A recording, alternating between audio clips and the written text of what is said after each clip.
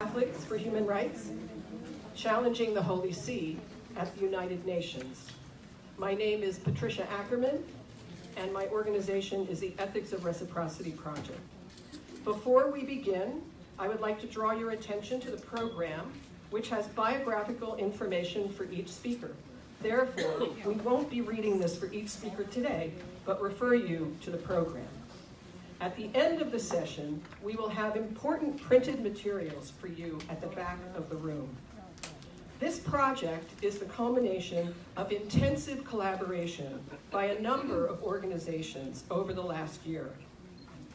It is a serious plan of action to revoke the Holy See's UN non-member permanent observer status and any role in the Commission of the Status of Women. We would like to call your attention to a change.org petition under the name Catholics for Human Rights, which will go live today.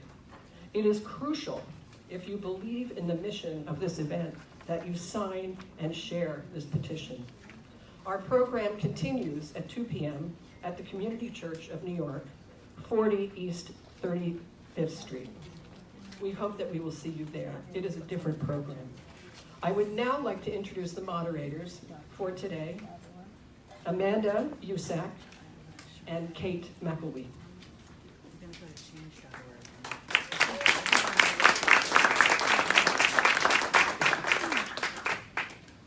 Good morning. Good morning. Good morning. Allow me to tell you a story. The world at the turn of the 20th century was undergoing a transformation. Countries were coming together, borders were changing, goods and products were being produced at the fastest rate in history.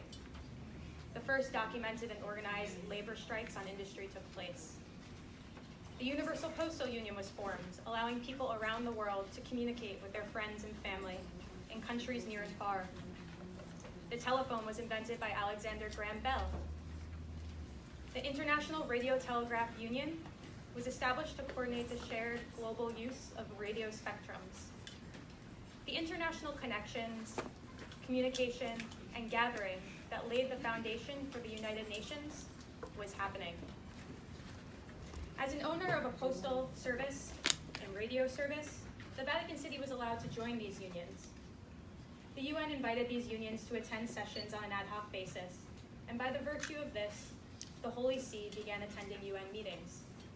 When these unions formally became UN bodies between 1948 and 1964, the Holy See began accessing, attending, and participating in various UN bodies, including the General Assembly, the WHO, and ECOSOC. Today, They are the only non-state member of these organizations. My name is Amanda Ussak, and I am the International Director of Catholics for Choice. The Holy See's status at the UN was an accident of history. It began with the membership of the Vatican City in the Universal Postal Union and has resulted in the leaders of the Catholic Church having direct access to the UN Security Council. How did this happen?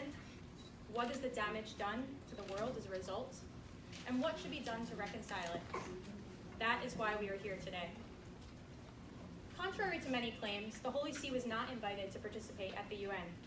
Upon inquiring about full membership, the Holy See was informed in 1944 by then Secretary of State Hull that the Vatican wouldn't be capable of fulfilling the responsibilities of full UN membership.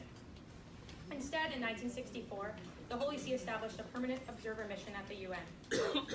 The Holy See informed the then Secretary General that it had dispatched a permanent observer to the headquarters in New York, and under his discretion as Secretary General, he accepted the Holy See's representative and granted observer status through custom. But this decision was not in accordance with UN policy. According to the Office of UN Legal Affairs, a non-member state at the United Nations must be members of one or more specialized agency and must be recognized by a majority of the members of the United Nations. Now, the Holy See meets this first requirement through its membership in UN organizations such as the IAEA. The latter requirement, however, is not met given the minority of countries that have diplomatic relations with the Holy See. In 1959, only 14 states had diplomatic relations with the Holy See. And by 1985, only 53 of the 159 UN member states had diplomatic relations. The Holy See acquired this status at the United Nations through a process of custom, not consensus. As a non-member state permanent observer, it enjoys a rarely used designation it once only shared with Switzerland until 2002 when Switzerland became a full member, and now only shares with Palestine, which was granted the same status, but through a very different process in 2012. Unlike Palestine, however, the Holy See's role was never put to a vote, and now it has a unique level of access to the United Nations proceedings, which has been a constant source of controversy. Since 2004, this status has granted the Holy See some of the privileges of a state at the United Nations, such as the right to participate in the General Assembly debates, the right to have its documents issued and circulated, and the right to co-sponsor and draft resolutions and decisions. No other religion is situated at this elevated status. The United Nations welcomes religious groups as NGOs, all except the Roman Catholic entity known as the Holy See. Former Special Rapporteur of the Commission on Human Rights, Mr. Amor, described a trip to the Vatican City he took in his capacity as Special Rapporteur. He described the visit as a religious institution visit and noted that it was untypical in that although the Holy See has judicial personality as a state, it was visited because of its significance as a religious institution. An obvious question comes to mind. How can the UN arbitrarily choose when to address the Holy See as a church and when to address it as a state? And who decides? The Montevideo criteria for statehood require that a state must have a defined territory, a government, the ability to enter into relations with other states, and a permanent population. Neither the Holy See, nor the Vatican City, nor the Roman Catholic Church possess all four of these attributes. The Holy See is the spiritual and temporal government of the Roman Catholic Church and consists of the Pope and the Roman Curia. Rather than shy away from admitting its odd fit with statehood criteria, the Holy See frequently decides when it should be treated as a state and when as the head of a religious group, deftly ducking from one side to the other as the occasion fits. For instance, reserving the right of self-definition provides useful shelter from accountability, reflected in the Holy See's pick-and-choose compliance with UN treaties and their reporting requirements, which we will hear more about today from our speakers. Most recently, and near simultaneously, the Holy See claimed statehood to ask for diplomatic immunity from sex abuse cases in the United States, while abrogating statehood to refuse cooperation with the International Criminal Court. Quick to claim advantages of sovereignty in court, the Holy See has little to say about what responsibilities, if any, come with its UN status. The examples we will hear today serve to demonstrate how the Holy See has strategically shifted its status in its own best interest, protection from sex abuse claims, shielding war criminals, attacking women's rights in international conferences, like the 63rd meeting of the Commission on the Status of Women this week. The Holy See's particular brand of diplomacy has been on display at several key UN conferences worldwide. The UN's international conferences are venues where international norms and policy goals are established. They operate on consensus, giving the Holy See, the only religious group invited to participate with full voting privileges, the opportunity to derail major resolutions. For example, at the 1994 International Conference on Population Development in Cairo, the Holy See representative delayed the conference for a full week to exclude abortion from the definition of reproductive health. Who does the Holy See represent at the UN and its conferences?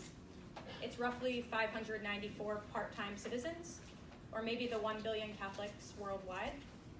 To hear its representatives speak, one would think they have a mandate from the Catholic citizens of every country. But not only are these Catholics already represented by their own national UN ambassadors at the United Nations and its conferences, but the Holy See's many rejections of abortion in all circumstances, of modern forms of contraception, of comprehensive sexuality education, and of condoms to prevent the spread of HIV and AIDS do not reflect the beliefs or the lived realities of Catholics worldwide, not to mention the billions who practice another faith or no faith at all, but are affected by the Holy See's disproportionate influence. The Roman Catholic Church has made significant contributions to the well-being of Catholics and non-Catholics throughout the world through the provision of many much-needed social services. However, the Holy See has not properly met the qualifications for non-member state permanent observer status that it was granted in 1964. For many, including some within the United Nations, it is clear that the Holy See, the government of the Roman Catholic Church, is not a state. To its critics, the Holy See should be judged, not by some presumed moral high ground, but by the concrete results of its policies. For decades, advocates have been pointing out the deleterious impact the Holy See has had with its current status, along with questionable statehood upon which it rests. Politicians from Italy, the Netherlands, and the UK have also spoken out against the power the Holy See wields at the UN and the way in which this peculiar entity wields it. The Vatican has recently stepped up attempts to play a larger role in the UN in an effort to regain credibility lost through actions that the Church has taken. Its obstruction of global efforts against the spread of HIV/AIDS, the sex abuse scandal, its refusal to treat women equally, and advocating for the denial of emergency contraceptive services to women who have been raped in times of war. The Sea Change campaign, an international effort supported by more than 700 international organizations from 80 countries, which believe that the Holy See should participate in the UN in the same way as the world's other religions as a non-governmental organization, had a significant impact, bringing this issue to the attention of the international diplomatic community, as well as the general public. Ever since it was informally accepted at the United Nations in 1964, questions have been raised about the Holy See's status and role at the United Nations. As the UN became more influential in international policymaking, and the Holy See stepped up its opposition to the global expansion of reproductive health services, the questions have become more pertinent and pointed.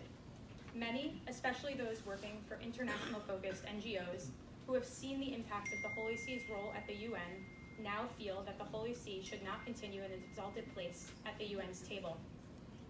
Today, we reflect upon the Holy See's questionable denomination as a state and how it used its status to impose its minority views on entire populations, Catholic and non-Catholic alike. Today's discussion and efforts that have come before it, calling for a review of the Holy See's status at the UN, does not grow out of a desire to denigrate the Catholic Church or its contributions to the world. They grow out of concern for what the Holy See's current role is doing to the world and the United Nations itself. Parity among all religious groups fits in better with the UN ideals than the current disparity that benefits only the Roman Catholic Church. Without the distraction of a religious group making doctrinal arguments against global progress on matters of health, equality, the UN can get down to the already challenging business of acting as the standard bearer of human rights for all. I'd now like to invite Kate McElwee, Executive Director of the Women's Ordination Conference, to introduce our esteemed speakers today.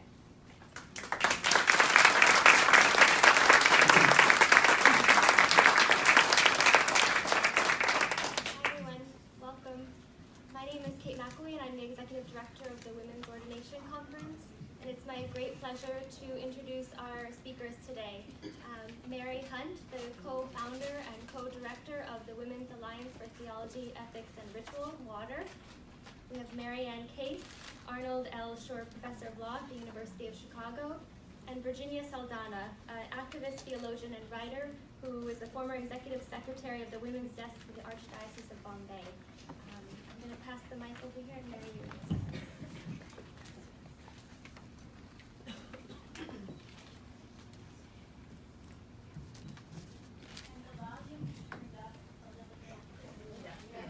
We turn up the volume? Is that? I don't think we need it. No, I think I. Speak right into the mic. Yeah. Good morning.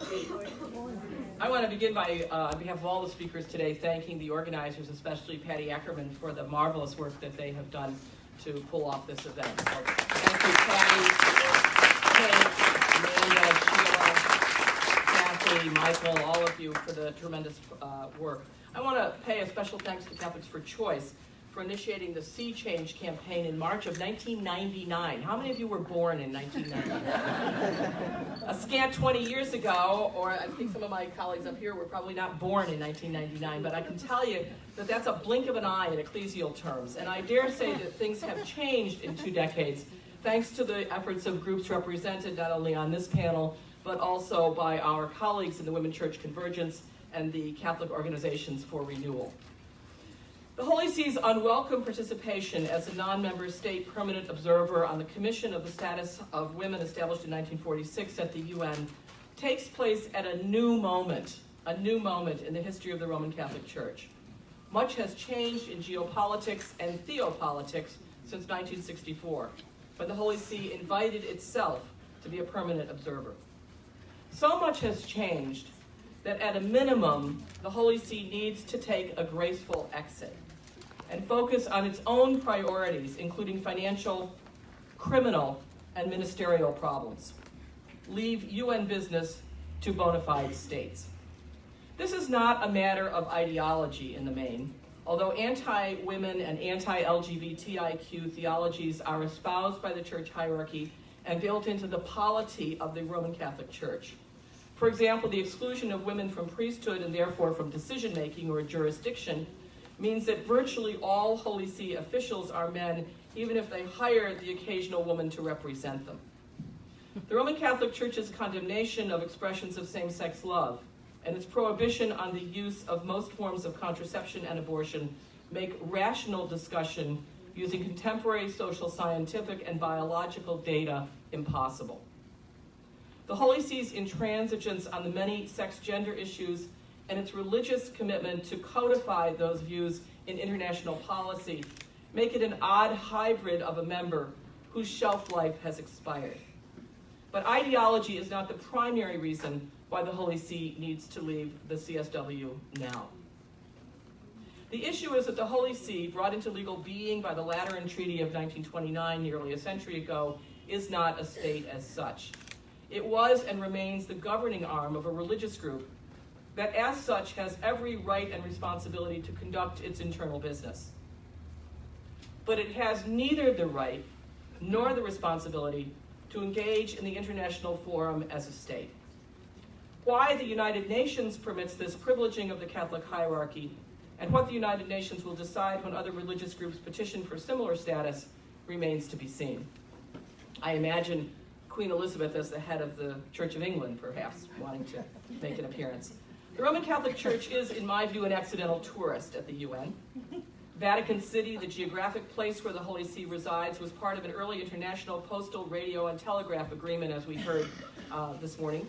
From 1929 to 1932, as those treaties were developed, things have changed, however, with the internet.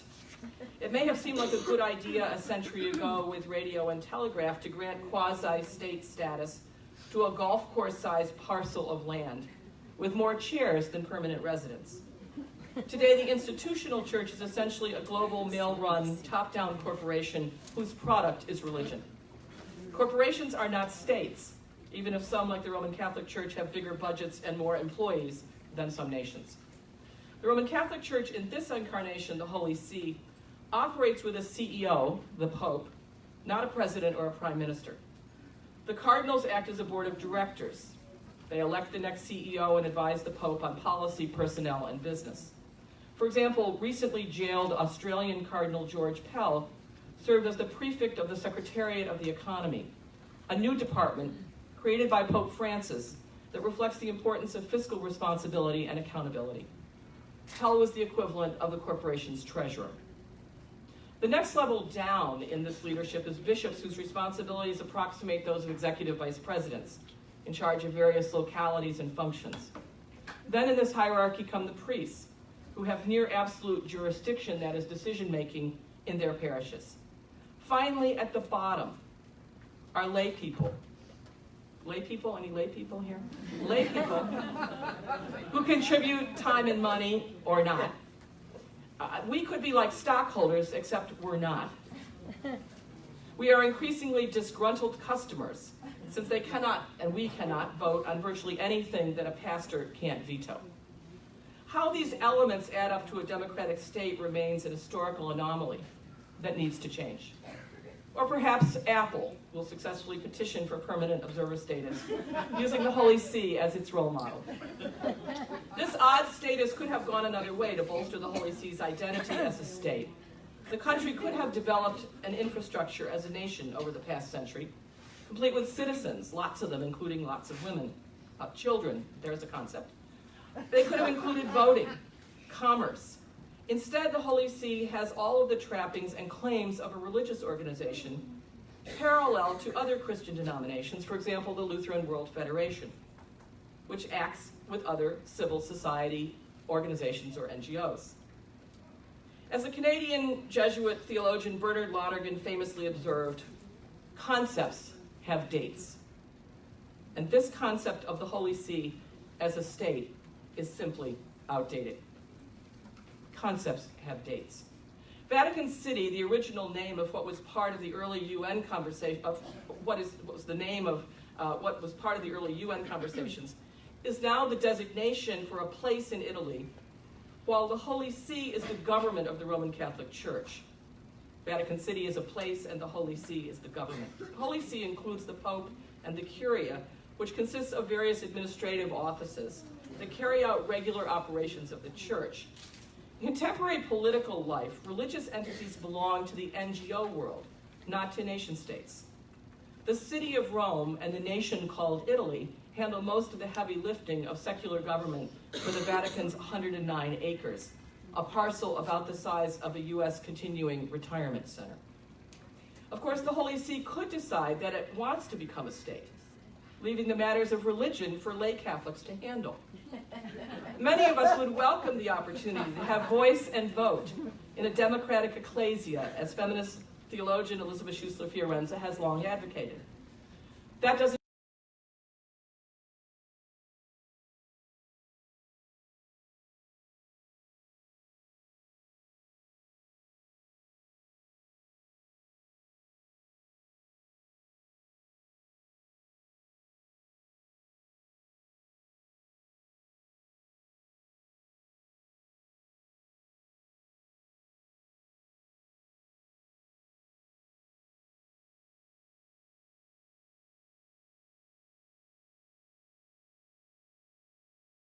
cases and their cover-up by bishops are evidence of the implosion of the Roman Catholic Church, a process that has been smoldering for decades. Now lay Catholics cede less and less authority to the institutional church, and we appreciate it when others of goodwill do the same. The February 2019 summit in Rome on the protection of minors in the church resulted in exactly no policy changes, an outrage to many Catholics who were at a tipping point as patterns of abuse, lack of transparency, criminal collusion, and guilty verdicts against clerics proliferate. Growing numbers of Catholics who once tolerated institutional church injustices toward women and toward LGBTIQ people no longer wish to be associated with the Catholic label or brand, much as they still believe deeply in the foundational values of love and justice, sacrament and solidarity, rooted in the Jesus movement. You might note a recent study that showed in the last 15 years, we've lost at least 15% of those who consider themselves Catholic. the numbers are dropping, and those statistics were developed before the recent cases, especially of Cardinal Pell, Cardinal McCarrick, and the Pennsylvania grand jury report. A new chapter in Catholic Church history is unfolding, albeit slowly, with lay leadership and an end to clerical hegemony. For whom does the Holy See pretend to speak when it claims to be Catholic in religious, much less in secular terms? What do these changes mean for the Holy See at the UN, particularly at CSW? These are the questions of the moment, and frankly, I find them very exciting. I think we've never been in such a hopeful time for real change as we are now. Nature abhors a vacuum to start with, but the Holy See really is on such difficult ground in the public arena that I think there's a lot of room for this kind of conversation, and I really applaud all of you for being here to engage in it. There are questions of the moment, and they have far-reaching implications, beginning with the Holy See changing its status at the UN from a state that is not, from the state that it is not, to the NGO that it is. This would start with voluntary withdrawal from the Commission on the Status of Women, or if necessary, being expelled. It's hard to name a state or a religious group that has done more than the Holy See to thwart the spirit and the letter of CSW, which affirms, and I quote, full realization of all human rights and fundamental freedoms of all women and girls as essential for the achievement of gender equality and the empowerment of women and girls. Who has done more to thwart that than the Holy See? I ask you. So I conclude that it's time for a graceful exit. Well, there's still time for a graceful exit. First, most Catholics worldwide do not know about the Holy See's presence at the UN, much less its dubious provenance or its pressure on member states to form coalitions to block consensus on important matters of health and well-being, especially for women and children. People simply don't know this, and I think they will be very disedified when they find it out. And I encourage you, I implore you to go home and tell everybody you know about this, regardless of your position on the issue. Start the conversation. Did you know? And did you know that the Vatican is thinking of fielding a team in the next Olympic Games? Wow, I want to see where that goes. Imagine it's going to be women's tennis, right, to start. Women's basketball. Doubt it. But that's how they think that they're a state somehow, that they might have an Olympic team. This was an article in America Magazine last week. What fantasy. I thought it was just great. I love the fact that they're athletic. And I love the fact that they're inclusive. They want people with disabilities included in their teams and so forth. But that has nothing to do with competing as a nation in the Olympics. Their athletes are welcome to be part of the Italian team. I'm sure they'd love to have them. We can talk about that. Broadcasting the reality of the Vatican in light of the institution's current abysmal standing, even among many of the longtime members, I think will result in new pressure from within the Catholic community for the Vatican to exit. We want the Holy See to cease and desist acting like the country it is not. At best, it's a religious organization with which a rapidly growing number of its members do not want to be associated. In essence, Catholic is not a nationality, and hierarchy does not speak for the exponentially larger and growing base of lay Catholics who reject its authority and many of its policies. That's first. Second, this new moment has financial implications which will soon make it hard for the Holy See to afford its diplomatic forays. As lay Catholics claim increased voice and vote, claims that cannot be staved off forever, the dwindling coffers already respect people voting with their money, and this will have an impact.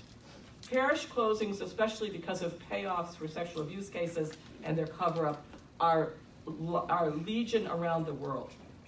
The hierarchy will have to accede to shared leadership or risk total financial collapse.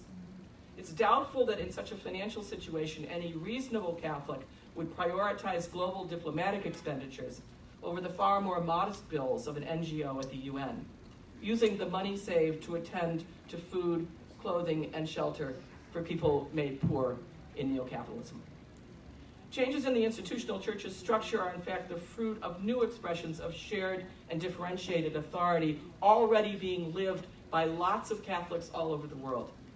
There are simply too many ways to be Catholic in an age of instant communication for any one body to realistically claim exclusive use of the term and the priority of its reading of the tradition.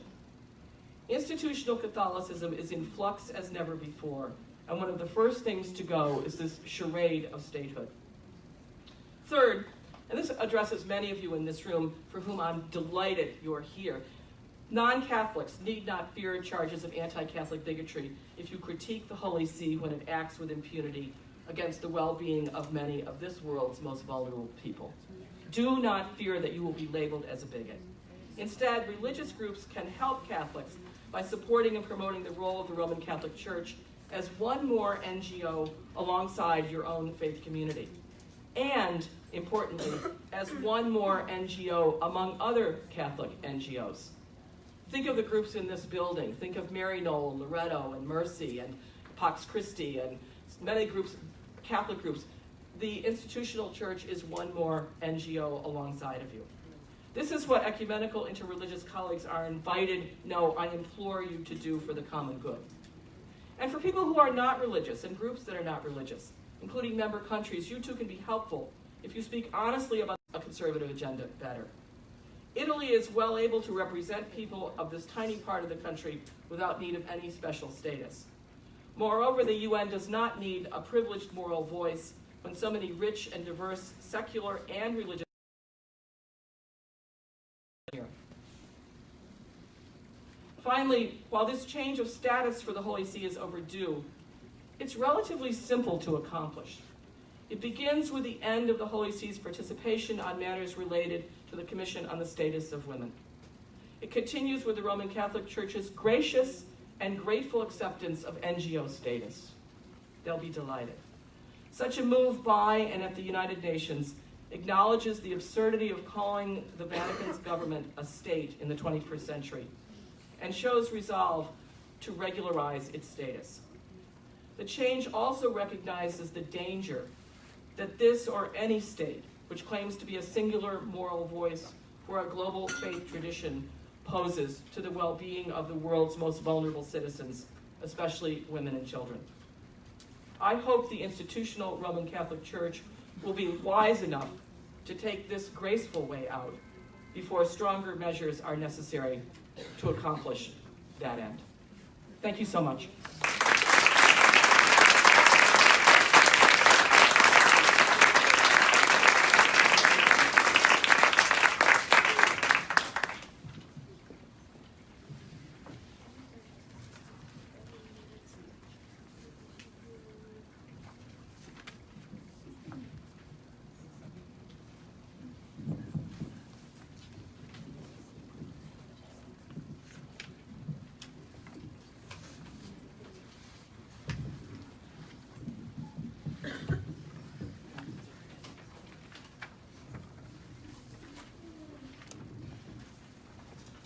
Good morning, everyone. Good morning. And greetings to you from my continent, Asia, and my country, India. I'm happy to be a voice over here from this large section of church, which perhaps many of you don't even hear about. I bring to this table my experience of having worked in church structures from the diocesan level to the national level to the continental level. I worked as the executive secretary at the diocesan level in the Archdiocese of Bombay, at the national level in the Catholic Bishops' Conference of India, and at the Asian level in the Federation of Asian Bishops' Conferences, where I finally even took responsibility for the Office of Laity, Family, and Women. During my tenure, I found that the Holy See's attitudes towards women has been a hindrance to address the issues of women, especially with regard to violence due to male dominance and promotion of the idea of male headship in the family and in the church. The male interpretation of scriptures, which is the official view and teaching on women and gender is problematic, as it denies fundamental rights and freedoms to women and all genders in the church. While the church has set up a women's desk or office in its structures, this mechanism does not address issues of women from a woman's perspective, but from the perspective of church teaching, which remains medieval and imposes the institution's patriarchal views on women. There is no channel through which the voice of women is heard in the church. Though they have policies in place, these are not even publicized. The best example of this is the long-standing issue of the abuse of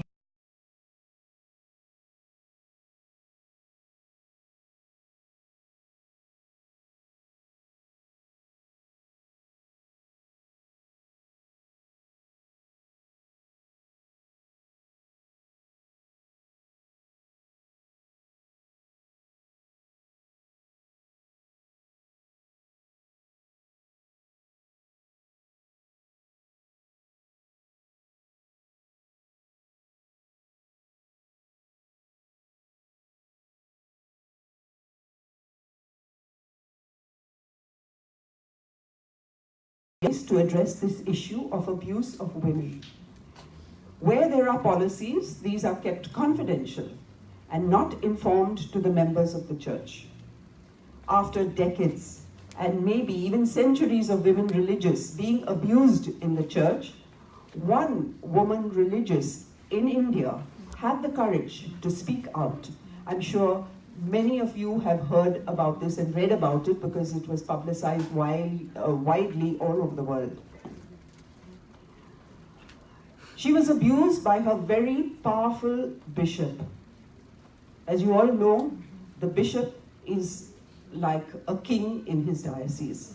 And even though in Asia and in my country, India,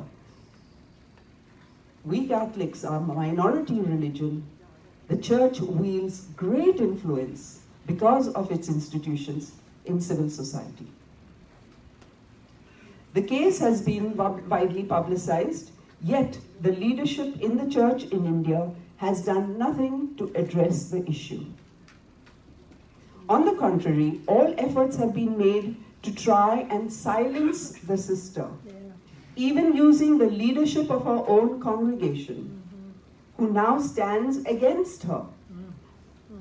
A priest and sisters who have stood in support of the sister survivor have been censured by the church and given show cause notices by their respective leaderships for giving society a poor image of the church in India. The bishop abuser, on the other hand, has received tacit support from his brother bishops. He continues to enjoy his status as bishop. While he was in jail for 3 weeks, he was even visited by his brother bishops, but not even the sister from the Council of Women in the Catholic Bishops' Conference of India, who's supposed to deal with women's concerns, even bothered to talk to the sister or ask about her experience of abuse. This shows the extent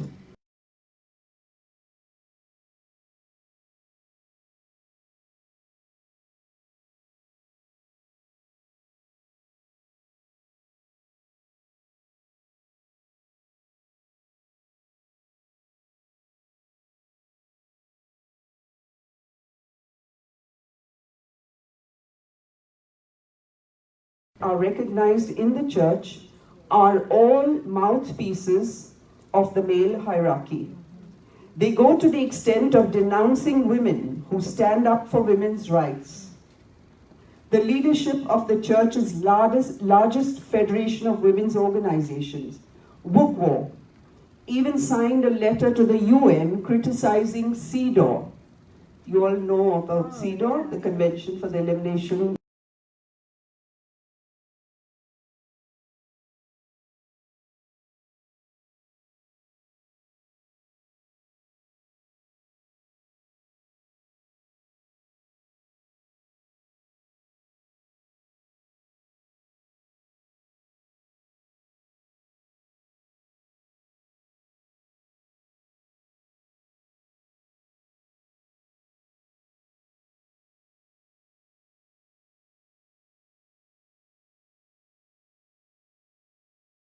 worldwide to legalize and fund abortion, promote contraception, medically assisted reproduction for same-sex unions, and other immoral acts in defiance of God's natural law. A classic example of the violence the church does to women and girls is the 9-year-old girl from Brazil who was impregnated by her stepfather and consequently was carrying twins. I wonder if many of you would remember this story from about 2 decades ago. Her panicked mother took her to a gynecologist who suggested an abortion, as he saw no way a little girl could carry twins to full term and survive that birth. Her mother agreed to the abortion. The bishop of her diocese excommunicated the mother and the doctor for the abortion. Not a word was said to censure the stepfather who had done violence to the little girl and committed a moral crime as well. This shows the total lack of sensitivity and misplaced moral teaching and misogynist stand of the male hierarchical church to women's concerns. I served for about 20 years in total in the structures of the church.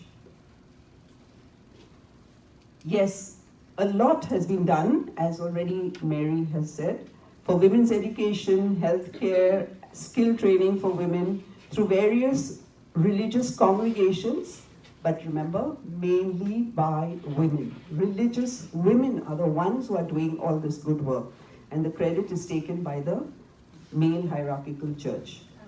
But when it comes to addressing issues like domestic violence, sexual violence, gender-based interpretation of scriptures, and the empowerment of women for asserting their rights, the church develops a blind spot. I found it futile to keep pushing forward on these issues. The bishops were not even willing to dialogue with women. All my attempts at having programs for the holistic empowerment of women were thwarted.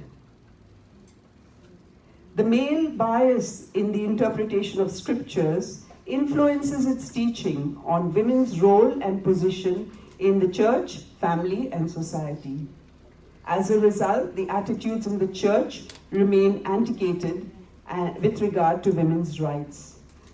The power wielded by male clergy as religious leaders is enormous in my part of the world, because in Asia, people are very, very religious minded.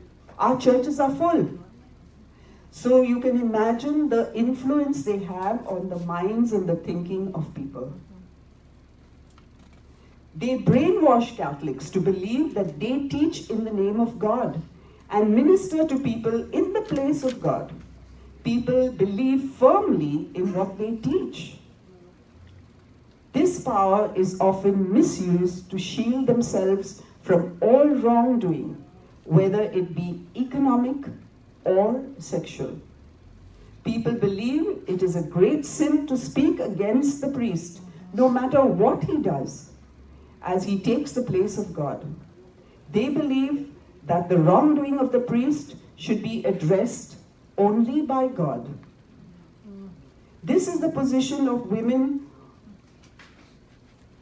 who have experienced abuse or violence from clergy in the Catholic Church. Today, theologians are questioning the whole idea of the present form of priesthood, especially the celibate priesthood, in the light of sexual abuse by priests, when the church is looked up to as a moral compass in society. Priesthood is understood as self-emptying servant leadership of the people of God. I see personally the lay people doing it better, and even women religious, than most priests. This was this self-emptying servant leadership was mandated by Jesus.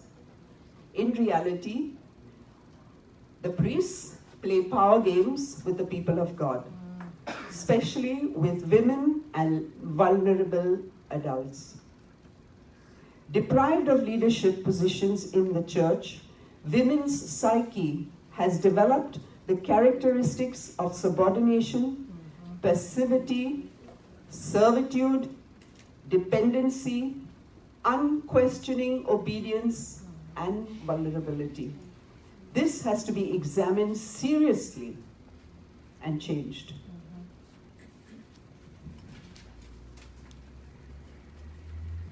The church has refused to entertain, sadly, even a discussion with regard to women's access to the women's ordained leadership in the church. This erodes women's right to equality in the church. With no leadership position or decision-making power, women's position in the church is kept subservient, often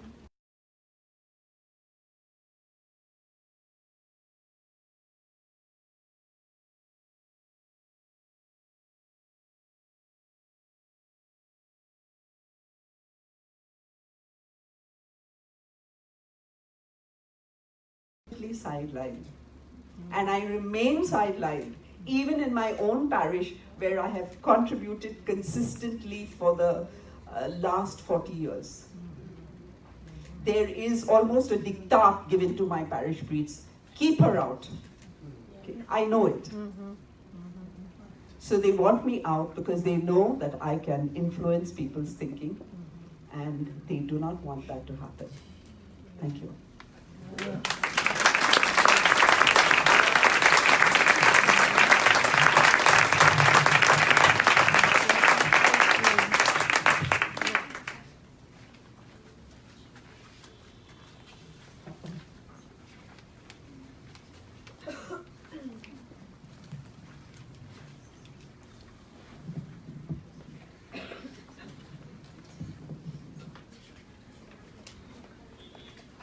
So I'm delighted to be here, and I want to begin with a very brief bit of personal history. I'm an academic. I write on women's rights and rights concerning sex, gender, and sexuality, and also on the early history of feminism. It is the case that the first publication I ever did, I did for the Journal of the St. John's International Alliance, which is a UN observer group, an NGO. And I did it about women's rights in the church. So the wheel comes full circle, and I'm still talking about these things, although I'm now talking about them with some theological background, but from a mostly secular legal perspective. And I want to say by way of introduction that I'm also not going to use the term Holy See. Mary has carefully explained why it is the correct term. I take the word holy very seriously, and I'm going to instead refer to the Vatican. And what I want to do is begin with a proposition that if someone tells you who they are, you should believe them. And I'm going to begin with Paul VI's speech to the United Nations in 1965, very shortly after the Vatican was first accepted for the status that it has held since then, and which we, together with sea change since the 90s, are now contesting. He got up before the UN in October 1965 and said, well, you know, if you want to consider us a sovereign state, we're only a tiny and practically symbolic temporal sovereignty, the minimum needed in order to be free to exercise spiritual mission. We have no ambition to enter into competition with you. As a matter of fact, we have nothing to ask, no question to raise. At most, they desire to formulate a permission to seek, that of being allowed to serve you in the area of our competence, with disinterestedness, humility, and love. And what is the area of the competence? He goes on to say, it is as a, quote, expert in humanity that we bring this organization the support and approval of our recent predecessors, that of the Catholic hierarchy, and our own. first thing that I think should occur to so many people familiar with the role and qualifications of non-governmental organizations is, if you are looking for experts in humanity, you don't generally look to the sovereign states of the United Nations for such expertise. You look to non-governmental organizations. So out of his own mouth, in effect, Pope Paul VI said that it is expertise that the Vatican has to offer, and this is, I think, one good reason why it should be grouped together with the expertise offering rather than the sovereign members of the United Nations. Now, an additional problem, which I think motivates many of us here today and makes it appropriate that it's in connection with the status of women that we are objecting to the Vatican's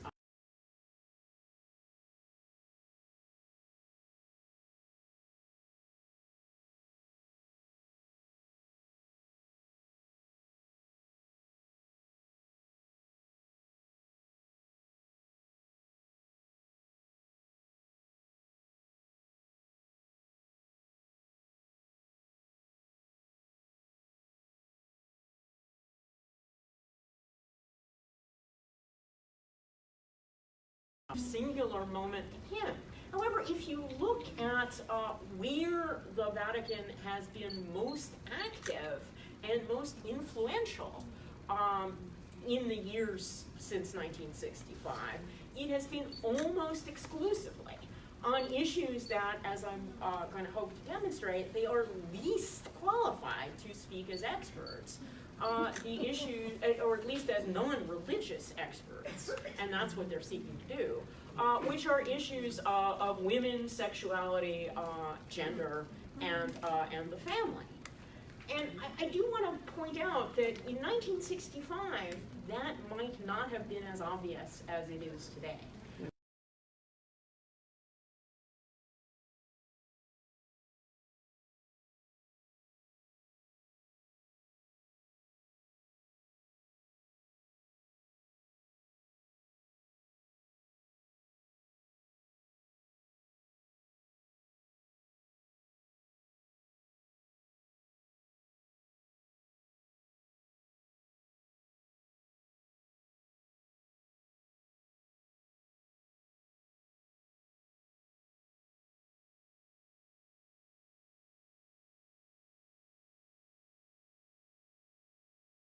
The church may now say that abortion is a sin like no other, but contraception and abortion are in pari materia, to use the legal terms, in the doctrine of the church, and they were not before Humanae Vitae, and the only expert behind Humanae Vitae is Paul VI himself. I mean, he commissioned a body of experts, the overwhelming majority of which, including physicians and theologians, said, you know, artificial means of contraception, not a problem for the Catholic Church. He overruled them.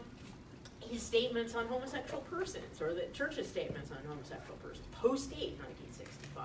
Most importantly, perhaps for present purposes, the exclusion of women from the ministerial priesthood, post-date 1965. Now, why do I highlight this? Because one thing to consider with respect to the Vatican is that it is the only state on earth, to the best of my understanding, in which women have no vote. Even Saudi Arabia has given women the vote. Now, there are many states in which the vote is not an important matter, but even in those states, when there is voting, women participate. And the church is not a hereditary monarchy. It is an absolute monarchy, it is true, but it is an elective monarchy. And women are not now, and now more than ever, will be excluded from the mechanisms by which that monarch is chosen. This doesn't even require women to be ordained priests. The Pope is elected by the College of Cardinals. There is no requirement that a cardinal be a priest. Many cardinals have not been priests. When Francis was elected Pope, some people followed up with him on this and said, well, how about appointing women cardinals? He basically slapped his knee, burst out laughing, and said, that's a bad joke. What a bad joke. Why is it important, not only to the selection of the Pope, but to other decisions that the Church takes? And again, I'm going to come back to the Church's role in the United Nations and its excessive focus on sex, gender, and sexuality. But let me now talk about the Church's own lawmaking. The Church a couple of years ago held a synod on the family. Synod, by definition, is an assemblage of bishops. Bishops are, unlike cardinals, necessarily ordained. That means that everyone who is nominally a member is a man, not a woman. But it's worse than that. There were other people invited to participate as voting members, including, for example, members of male religious orders. Now, many members of male religious orders are technically laypersons. They are not ordained. But no member of a women's religious organization was invited. There were, as a voting member. Again, although people from other churches and even lay brothers were invited, there were only 30 women invited to listen. 14 of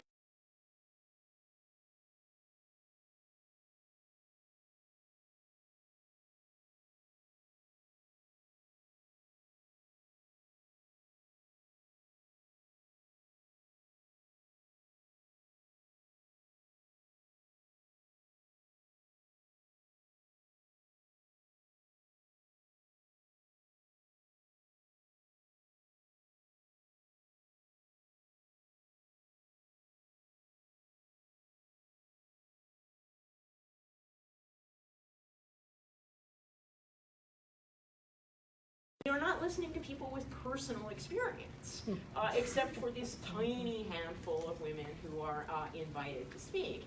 Now, that would be all well and good if the only entity for which the Vatican were developing policy on the family and on women and on sexuality were the Roman Catholic Church. But one of the fascinating moves of the Church in my lifetime has been its obsession with secular law. Benedict XVI is a great example of this, but before him, John Paul II, and after him, Francis, have focused on not persuading the members of their faithful to live according with the teachings of the Church, but the legislatures and legislators of the world, from the UN down to individual nation states, to legislate in accordance with the Church's views. You may think Francis an exception to this because he is so warm and friendly to individual women who've aborted, or trans men, or gay people, but he is, as much as Ratzinger, focused on secular law as the modality and sees the real danger, the real sinner, the real evil in those who would legislate equality of the sexes, abolition of sex stereotypes, access to reproductive care, both conceptive and contraceptive. And this brings me to our subject, which is the role of the Vatican at the United Nations. Again, it has been obsessed with issues of sex, gender, and sexuality, and continues to be, notwithstanding Francis's move toward other subjects. And it has been very successful, at least in obstructing, and sometimes in actually changing for the worse, UN policies on this score. I'm sure you are all familiar with the long history of the Vatican's involvement, dating back to the Rio and Cairo, and most importantly of all, the Beijing conference in 1995, when the Vatican started becoming obsessed with the use of the word gender in secular law.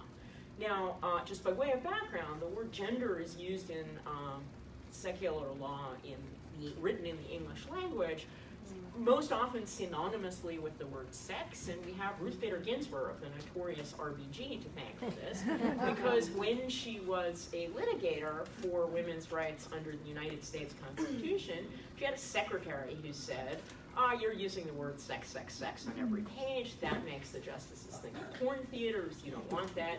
Use the term gender. It's a neutral term. Now, simultaneously, as I'm sure you know, people in women's studies in a variety of disciplines were using sex and gender very differently, to use gender to refer to social and cultural overlays on biological sex, so that it is, for example, acceptable in modern society for women to appear in public wearing skirts and dresses and not men. Sex distinction, men can typically grow beards and women cannot. But these two uses of the word sex and gender were frightening to the Vatican because they stood for something, which is, as Ruth Bader Ginsburg put it and the United States Supreme Court put it, that it was about the abolition of fixed notions concerning the roles and abilities of males and females, which was the feminist project. And interestingly, I won't spend a lot of time on this given the subject, was also the church's project for the longest time. So one of the things that I have tried to set forth very carefully is that the church's current view on gender and on feminism is not, as they would have you think, the view that it has held from time immemorial. It's not the view of the Gospels. It's not the view of the doctors of the medieval church. It is a response to secular legal developments, including in post-war Italy. So for the longest time, the church, like everyone else, those in it who said men and women were equal, said that they were basically the same. They quoted Galatians as the relevant scripture. In Christ there is neither male nor female, right? Slave nor free. Exactly what the UN stands for, abolition of hierarchical distinctions of all sorts.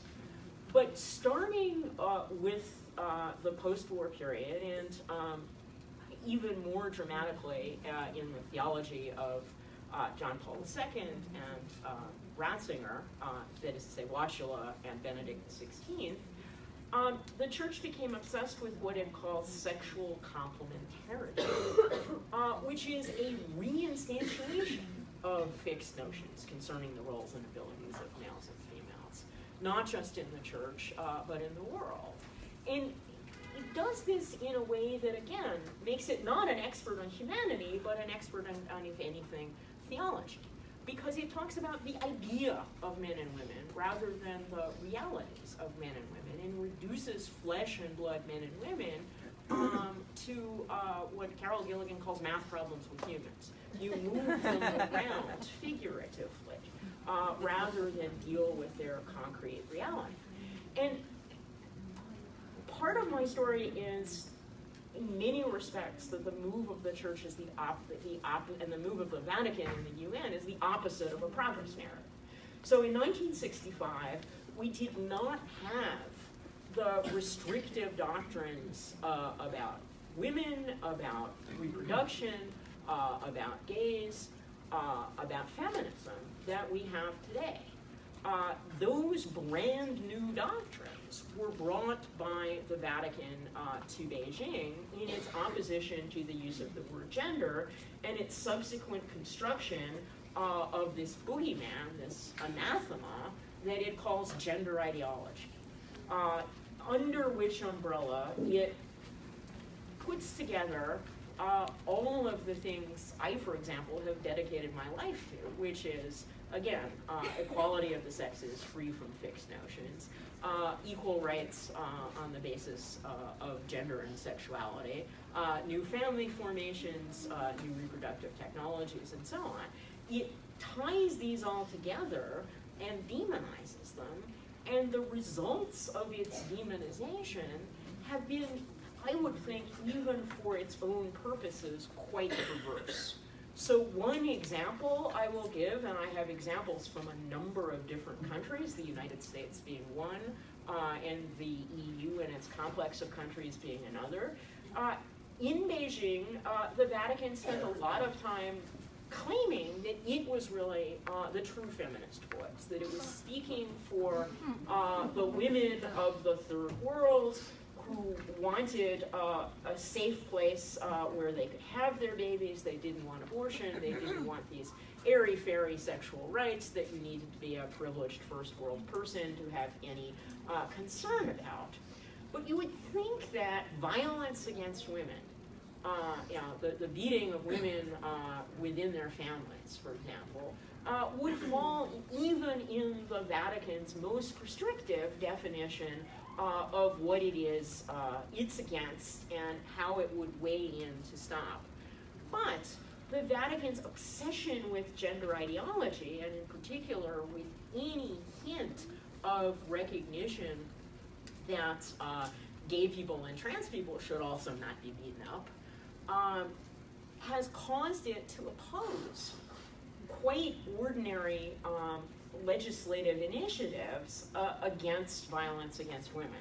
The United States Conference of Catholic Bishops, for example, opposed the most recent passage of the renewal of the Violence Against Women Act, simply because there was reference in the act to sexual orientation and gender identity. In Europe, the Istanbul Convention on Violence Against Women has been questioned in a whole series of countries, and the Bulgarian Constitutional Court actually said that it would be unconstitutional to pass the Istanbul Convention because it made reference to gender and opposed stereotypes and made reference to sexual orientation and gender identity. This is the influence of the Vatican on secular law. And again, it is almost exclusively with respect to these areas, and almost exclusively in a way that mitigates against the recognition of rights that the Vatican has weighed in. And whom does it weigh in with? The other theocracies and the other absolute monarchies, right? Saudi Arabia, I've mentioned before, has been its partner from start to finish. When it partners with other religious organizations, it partners with those religious organizations that, interestingly, unlike the Catholic Church, are committed to male headship, are committed to the subordination of women. And it's these activities that make the Vatican a particularly poor representative with respect to the status of women, so that, even if the Vatican has something to say to the United Nations, it shouldn't be almost exclusively on those areas where it is least qualified to speak as an expert on humanity or as a state, having no women or virtually no women citizens.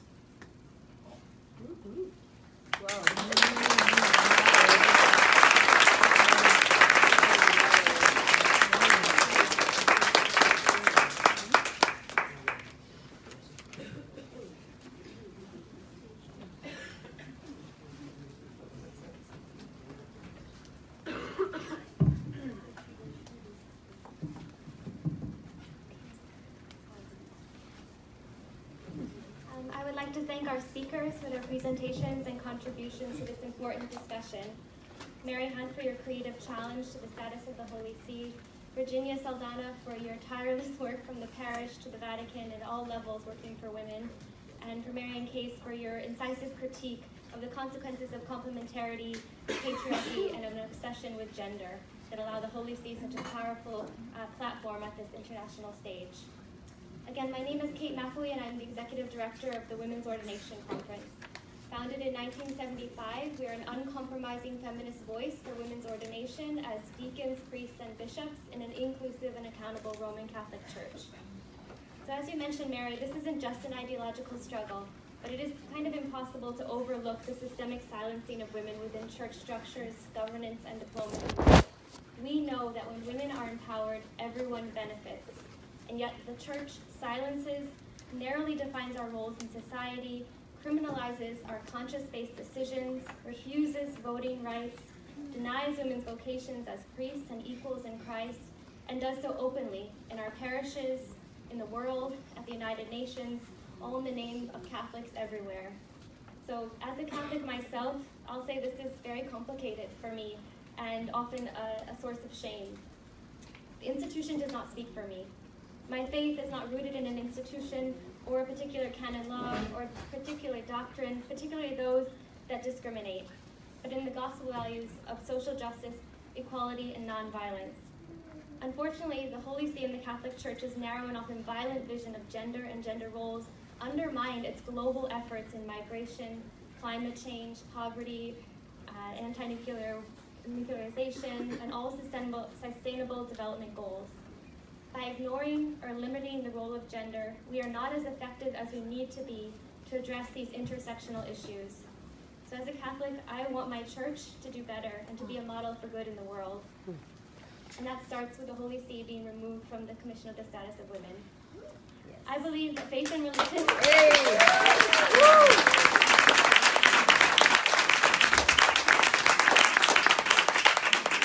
I believe that faith and religion can be a source and model for liberation when it inspires collective action, challenges oppressive power structures, and centers those who are marginalized. In the Catholic Church, we must rebuild our credibility by recognizing and empowering women as equals, just as Jesus did.